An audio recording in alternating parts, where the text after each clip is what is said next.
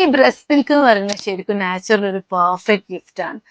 ഓരോ അമ്മയുടെയും breast milk അവരുടെ കുഞ്ഞിന് വേണ്ട രീതിയിൽ ആ കുഞ്ഞിന് എന്താണോ കുറവുള്ളത് അത് സെലവയിൽ നിന്നും മനസ്സിലാക്കിയിട്ട് അതിനനുസരിച്ച് പെർഫെക്റ്റ്ലി ഡിസൈൻ ചെയ്ത് വെച്ചിരിക്കുകയാണ്.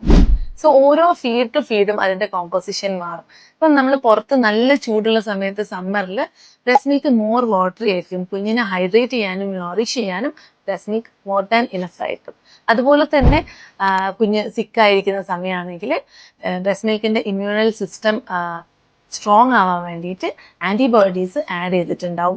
ആ ബ്രസ്റ്റ് മിൽക്കിൽ ആൻറ്റിബോഡീസ് കൂടുതലായിട്ട് ഉണ്ടാവും. ഇതുപോലെ കുഞ്ഞിന് ആ ഒരു ടൈമിൽ എന്താണോ ആവശ്യം, ഏത് ന്യൂട്രിയൻസ് ആണോ കുറവുള്ളത്, അത് സെലവയിലൂടെ മനസ്സിലാക്കിയിട്ട് ആ ന്യൂട്രിയൻസ് കൂടുതലായിട്ടായിരിക്കും ബ്രസ്റ്റ് മിൽക്കിൽ നെക്സ്റ്റ് ഫീഡിൽ ഉണ്ടാവുക. സോ നമ്മൾ ചെയ്യേണ്ടത് ഇത്ര മാത്രമാണ്. ബ്രസ്റ്റ് മിൽക്കിന് ട്രസ്റ്റ് ചെയ്യുക. നമ്മളുടെ കുഞ്ഞിന് ഓരോ സമയത്തുള്ള ആവശ്യങ്ങൾ ബ്രസ്റ്റ് മിൽക്ക് ഫുൾഫിൽ ചെയ്യും എന്നത് നമ്മൾ വിശ്വസിക്കുക.